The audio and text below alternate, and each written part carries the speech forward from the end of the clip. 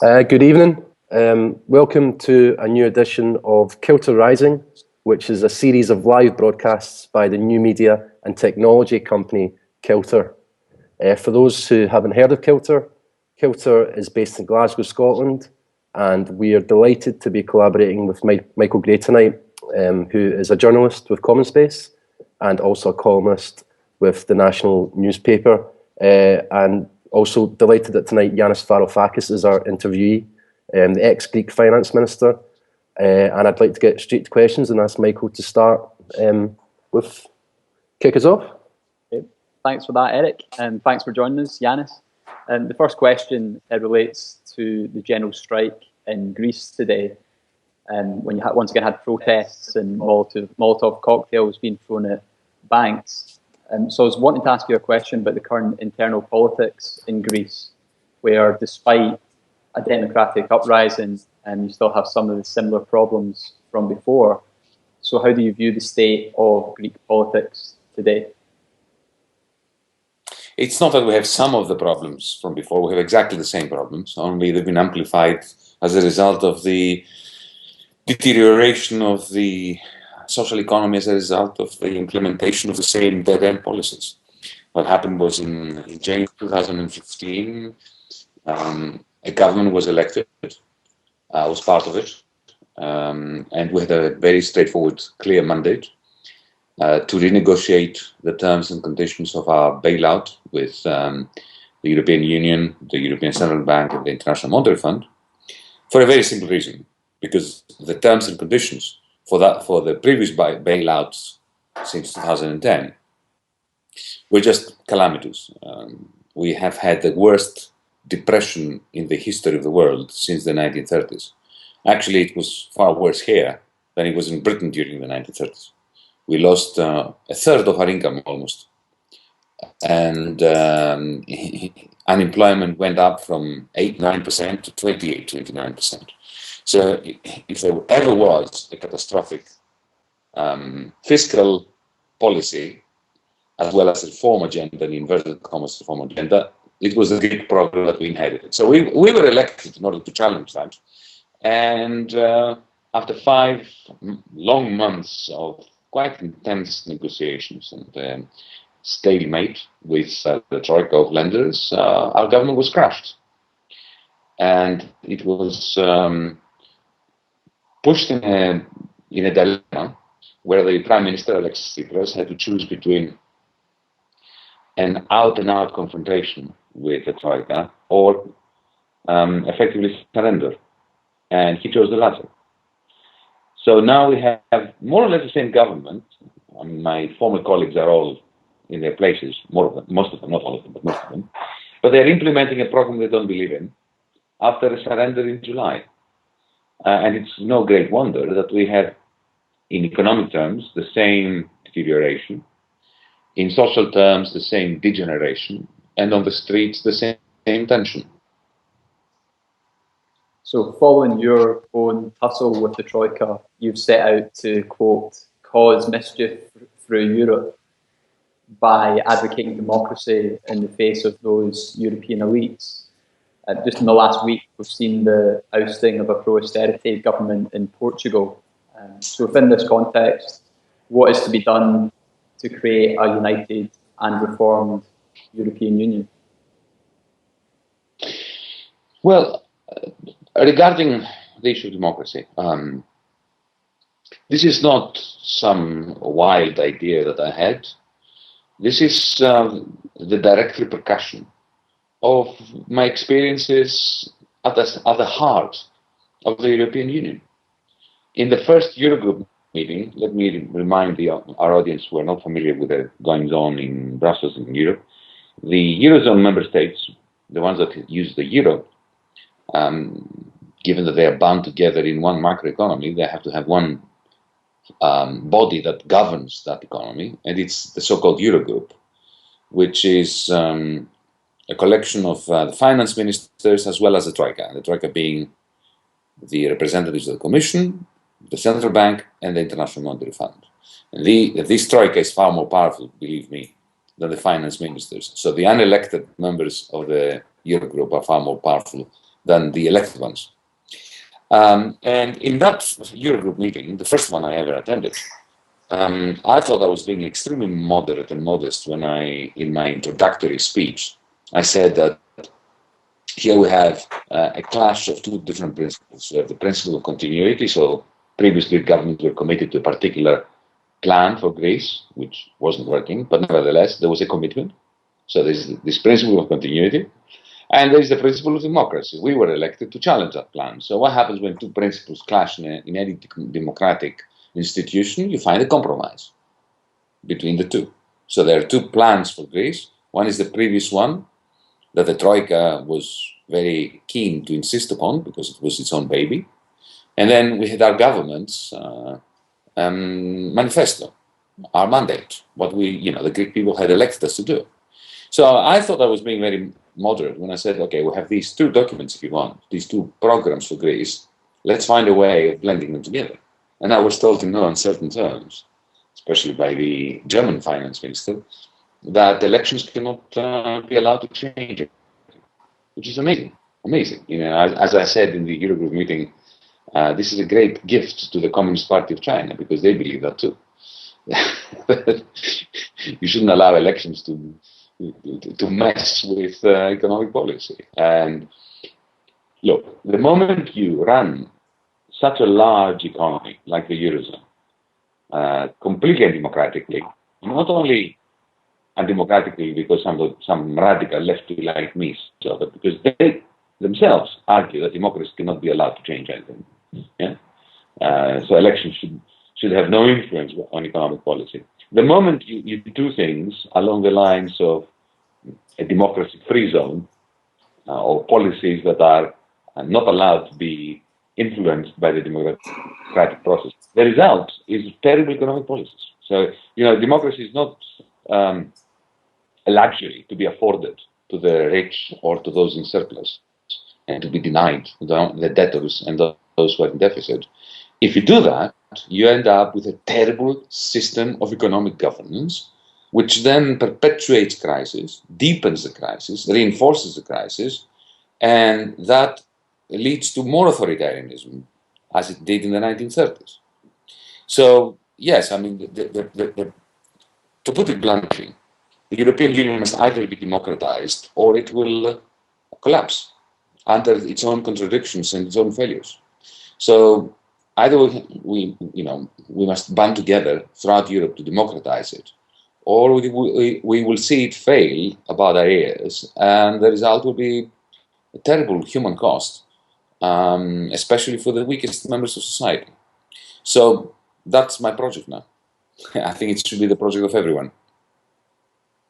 And while that project has gathered a lot of interest amongst, for instance, Portugal, Ireland, Greece, Spain, I think it's perhaps a fair characterisation of the UK debate around Europe that there's been a greater focus on right-wing ideas, on an idea of isolationism, and obviously that's the context of the upcoming UK vote on EU membership, where the Prime Minister is advocating for a deeper common market, but reductions in environmental, social and legal regulation and cooperation. You've argued for a contrary position in that referendum for a democratised Europe. Do you see any signs of hope surrounding UK membership debate? Well, the UK debate, especially the English debate, there's a difference between the English and the Scottish debate, as I'm sure you know better than me. But the debate in London and in England more generally is a dead-end debate. I think the quality of the debate is particularly low because, and in effect, it does reflect the quality of the debate in Europe as a whole, only it's more extreme. And what I mean by this is the following. In Europe now, the two major forces that are clashing, and I'm saying this with a great deal of regret, are those, what I call the Euro loyalists, the EU loyalists, those who are keen to perpetuate the status quo, the technocracy, they're keen to maintain the Brussels bureaucracy's capacity to act independently of any democratic process, and who want to see the current form of the European Union, which has failed in my mind, to continue.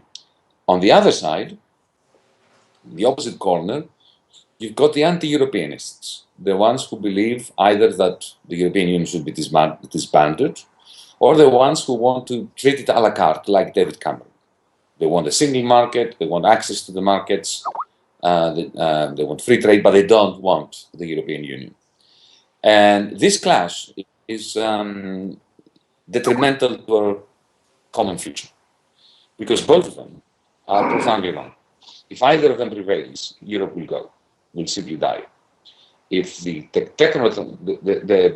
Brussels technocracy gains the upper hand, or maintains the upper hand, I should say, they are simply going to perpetuate the current policies, which are turning peoples against them, deepening the deflationary process throughout Europe, and therefore reinforcing the centrifugal forces that are tearing Europe apart. If David Cameron's perspective or Marine Le Pen's perspective, the ultra-nationalists in France, if they win over, then they will dissolve the social aspects of the European Union, any kind of environmental control, any kind of labor protection, on the basis of the fantasy that you can have a market, free trade agreement without common standards. These days, we must understand that free trade is not about goods and services traveling free from one jurisdiction to another. It's much more than that. Free trade is not about quotas and tariffs. There aren't any. There are very small tariffs these days. If you look at the tariffs between the United States and Europe, they're tiny. They're insignificant. Free trade agreements are today all about three kinds of standards. Industry standards, so safety features of commodities that you purchase, what kind of standards should they use in terms of protocols, internet protocols, and so on and so forth. Who writes the patents? Who has the property rights over the patents? So that's one. Secondly, labor standards, so that you don't have a beggar thy neighbor, race to the bottom situation where everybody's trying to turn workers into slaves in order to gain a competitive advantage over others. And thirdly, environmental standards. And these standards, industry standards, and in particular labor and environmental standards, are political decisions. So you cannot have a common market, a single market, without a political union.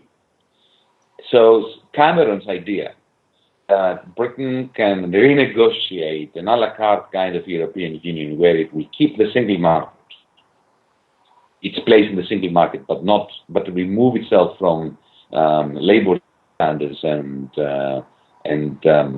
environmental standards and so on, that's just a fantasy. It simply doesn't work. So we have these two main protagonists in Europe now, and both of them are wrong, and both their perspectives are contributing to the degradation of Europe and to the elevation, to the reinforcement of truly nasty people, ultra-nationalists, bigots, racists, and those whose endeavors, independently of what their intentions are going to bring about larger social costs, more unemployment, and greater distrust between Europeans. As for Portugal, because you mentioned Portugal, I'm very pleased that the last election did not confirm what the commentariat was prognosticating, and that is that austerity worked in Portugal to an extent that the Portuguese voted in favor of an austerity government. However, let's not rush to celebrate. And I'm saying this because the Socialist Party, which is the main force behind the new government, is absolutely determined to be seen in Brussels as a loyalist party, as a party that sticks to the rules. Now, I don't mind sticking to the rules if the rules make sense. We need rules in a well-functioning Europe, in a well-functioning world. The rules of navigation liberate the seas, that kind of thing. But the rules we have in the European Union, especially the Eurozone, are inane. They are rules that can simply not be respected because they impose a deflationary process on countries in the name of debt reduction and deficit reduction, which in the end increases deficit and debt. So from a macroeconomic point of view, from a social point of view, from a democratic point of view, there are rules that will definitely be violated. And if you keep insisting on these rules, and if you keep trying to implement them, what you're doing is you're intensifying the crisis. What I would like to see from the government in Portugal, indeed from every government in the Eurozone, is a determination to have a debate in Europe about the rules, not constantly to portray themselves as loyalists who are going to implement it. So, yes, the formation of a new government in Portugal is a positive development, but let's not count our chickens. As we've seen from my government, first 6 months of the year, it's perfectly possible to have good people elected with good intentions, who nevertheless, if they don't see through a radical departure from the status quo, they are not going in the end to contribute to what needs to be done in Europe. So you argue that the UK has a duty to stay in the EU and fight for democratic reform. In conversation with Paul Mason recently, you said that you supported Scottish independence, leaving another union in the context of a united Europe. So why do you favour Scottish independence? Well, there are two separate issues here. One is Europe and the European crisis, which is influencing all of us. So if Britain comes out of the European Union, what you're going to end up with is a fragmentation of the European Union, which will reinforce the postmodern 1930s that we have, this divergence that inflames the recession in the periphery and the stagnation in the core, in the center of Central Europe. The result being that even Britain is going to suffer from it. Because Britain, let's face it, whether it likes it or not, is very highly integrated in the European economy. Now, on the question of governance, I know Scotland to some extent, and what strikes me about the Scottish mindset is this. There are two dimensions there, two things. Firstly, a historical memory of repression, and in particular repression of its national identity. Let me give you one example that strikes me always as jejune or at least interesting. The Tory rejection of the Eurozone has its roots in an Edmund Burke kind of philosophy, that you need to have one nation that has, as a result of its historical bonds and solidarity, produced one government and one constitution, and then there is one currency reflecting that one nation. A one-to-one correspondence between nation and currency. Well, if I were Scottish and I heard that, I would be aghast. Because the same Tories claim that Scotland should be inside the United Kingdom, while claiming that there can only be a one-to-one correspondence between one nation and one currency, which is equivalent to denying nationhood to the Scots. So if you're a Scottish person, and you guys are, who believes that there is such a thing as a Scottish nation, then you can't possibly accept that argument. So the English Tory rejection of the Eurozone is based on a rejection of the claim by the Scottish people that they're a fighting nation. And if I were Scottish and I felt that, I would want to get out. I would even want to enter the Eurozone. I'm not suggesting that you do, but this is one dimension. And the second dimension has to do with the fact that Britain in the last 40 years, since the 1970s, has been diverging between North and South.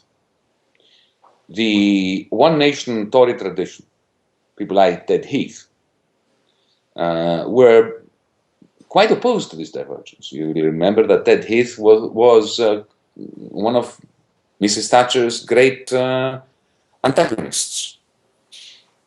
So Southern England in particular, London and Southern England, have moved away from the tradition that cemented Britain following the Second World War. The Great War and then the Second World War. The one nation tradition of a mixed economy, combining free markets with a state sector that intervened to provide the National Health Service and so on and so forth.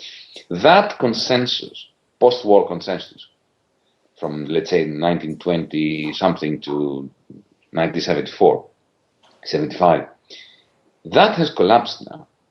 And Southern England has moved in a direction of its own, a neoliberal direction of its own.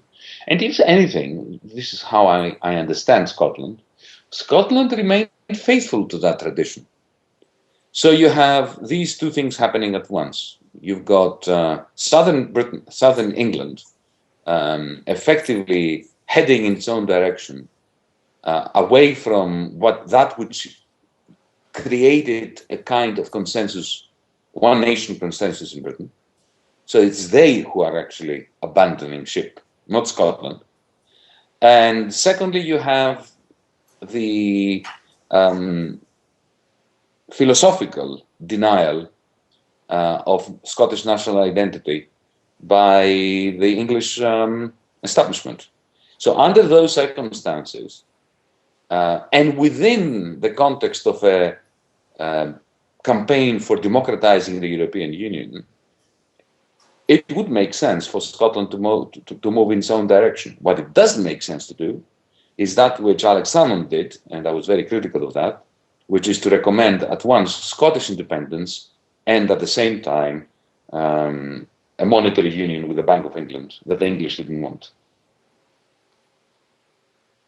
And that was going to be my next question.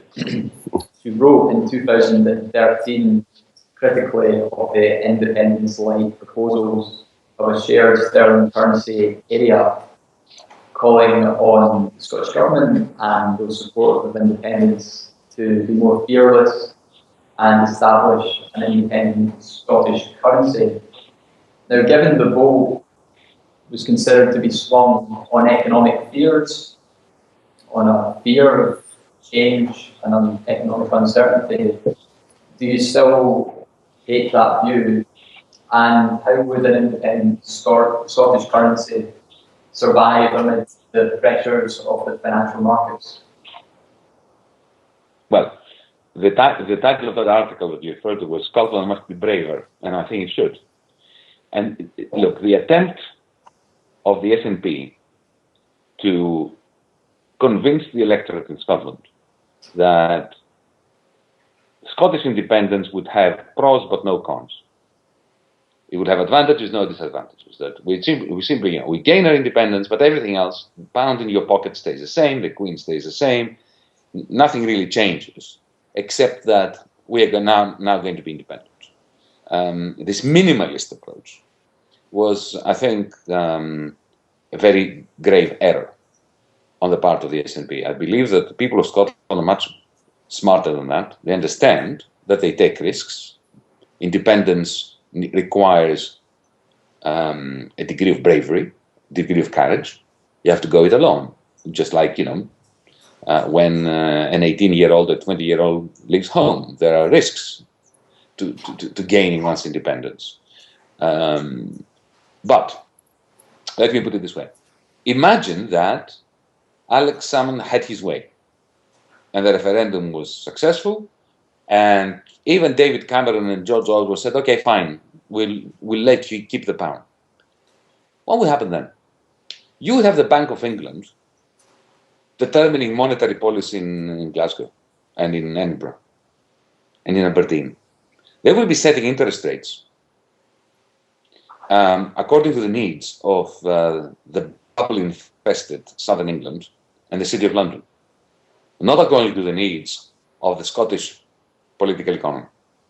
You would have no say in the Bank of England. There's no way that England would allow Scottish representatives to be sitting in the board of the Bank of England on the basis of an equal footing with English. And indeed, it wouldn't make much sense because Scotland, what's 5.5 million people? A very small percentage.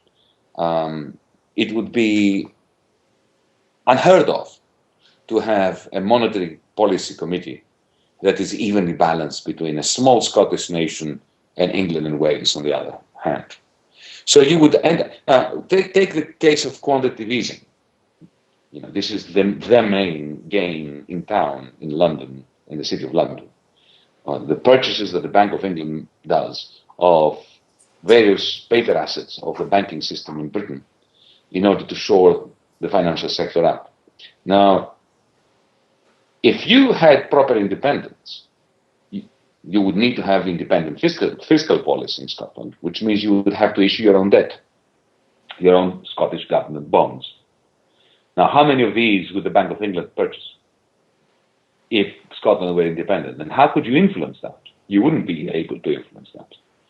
So your great danger would then be that you would become a Greece relative to Germany. Even worse than that. Because Germany does not have the majority of the members of the Executive Council of the European Central Bank, because the German population is not the crushing majority of the Eurozone. So you would end up in a kind of Eurozone, only worse than the Eurozone, if you maintained your monetary union with England.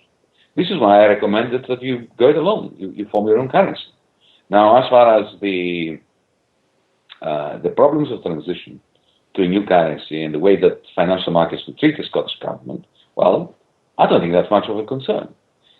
My problem in Greece as the finance minister, the reason why I never contemplated getting out of the euro, was because I didn't have a currency. People didn't have a Greek piece of paper in their pockets in the form of a banknote, which then I could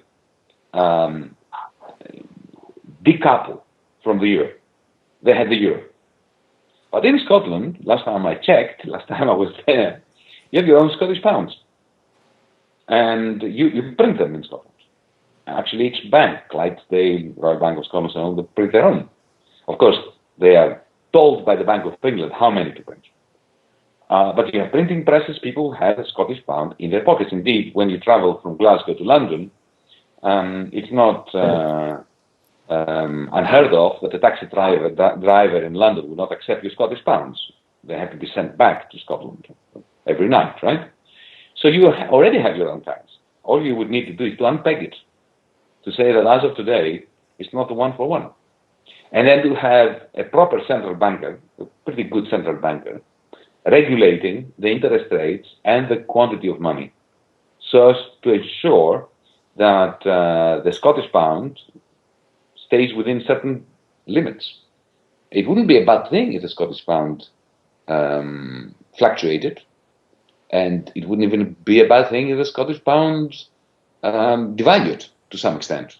What would have been important, is that any devaluation would be one-off and would stop and stabilize at some lower value in order to boost exports, Scottish exports, and to be more consistent with a slightly more expansionary fiscal policy so that you can increase jobs in Scotland. And that takes a bit of courage, but so does independence. You want independence, you need courage. We'll see what happens next time. Obviously, this is partly last year's argument. Quite a lot has changed politically, especially in the fortunes of the SNP, who are now in the ascendancy. There's a poll just today putting the SNP on 58%, and they're now a mass membership party, which includes people on the left who are socialists and some people who are small c conservative. So what do you make of the SNP? Look, as a politician from Greece and from mainland Europe, I don't feel that I have the right to have much of an opinion of particular political parties. I find that the political debate, the quality of the political debate in Scotland is very high. That the question of independence, in particular, you see, I'm a bit conflicted about Scottish independence, but not terribly. And let me explain that. I don't like borders. I have a natural antipathy towards borders. All borders for me are like scars on the face of the planet. I don't like them. So I don't like to see more borders. So and especially I don't like borders that come together with nationalism. But the beauty of Scottish nationalism is that it is the only nationalism I know, one of the few nationalisms I know, that are not jingoistic. And they are not racist. And they don't come hand in hand with an anti-immigrant, anti-refugee narrative. It's more like a movement for preserving, the right of the Scottish people to self-determination and to decoupling their wagon from the bandwagon of neoliberalism that has taken over down south. So that's all I think I want to say for the time being. One personal connection you have to what takes place here is the fact you were a senior lecturer at the University of Glasgow from 1995 to 96. Yeah. So what was your time like in Glasgow and Scotland? Oh, I have exceptionally fond memories of that year in Glasgow. Before that, I had spent 10, 11 years in England, and I can assure you that I felt totally at home in Glasgow, much more so than I ever managed to feel in England, even though England is a second home too. We Greeks have a terrible affinity for Scotland. We feel that when we're there, ignoring the weather for a minute, we are completely at home. We're very similar. We have a degree of recalcitrance and warmth and carefreedom that binds us together. So I felt totally at home. It took me some time to get used to your accent, folks. I remember the first time I was in a seminar room with students, and there were questions fired at me on microeconomics, whatever it was. It took a few minutes to be able to, to process it. But I love the accent as well. Yeah, I'm sure you're welcome back on campus anytime. It's a slightly broader UK question. I found it interesting that one of the points you were making in relation to Jeremy Corbyn and the new movement that surrounds his leadership was not to focus on austerity, but wider economic forms for investment. You could look, for instance, at the banking economy of the UK and its mammoth offshore industries with a systematic culture of tax evasion and tax avoidance. Is that one of the major policy challenges for Corbyn and for people who support economic reform across the UK? Well, Jeremy Corbyn has a very difficult task ahead of him, simply because he's anti-systemic, and the system, the establishment, is fighting him tooth and nail, and they will continue to do so. And the more successful he becomes, the better he performs in opinion polls, the more virulent and venomous the attacks against him will be. So I think it's absolutely important to plan for this and to try to win the debate by changing its terms of reference. Because the way that the toxic press is going to attack him is by constantly hammering away at Labour's alleged, not actual, but alleged focus on redistribution and insufficient focus on income generation. So what they will say is that Jeremy Corbyn goes back to the tradition of a Labour Party that is only interested in taking money from the haves and giving it to the have-nots, which is fine, except that if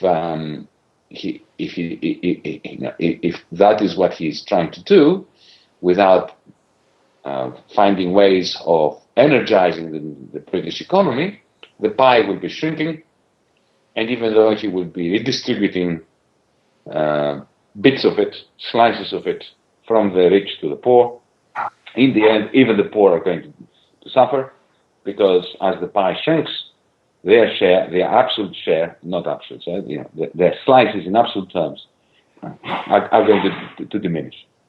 So this is why I think he should concentrate his narrative and his policy papers on growth, and on growth of things that we want to grow. We don't want everything to grow. There are lots of activities in Britain that we do not want. We want to see shrinking, like those that create pollution, like the financial sector, the City of London. We need more boring banking and less emphasis on the city, and more emphasis on industrial capital, on technological innovation, on startups, on investment in productive activities, in particular green activities. So my point is, concentrate on that.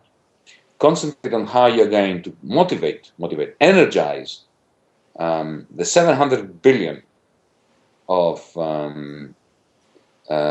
unspent cash, which is slashing around in the City of London, and put it into productive activities in order to generate the goods that are necessary and the jobs that are important in order to motivate the economy and in order to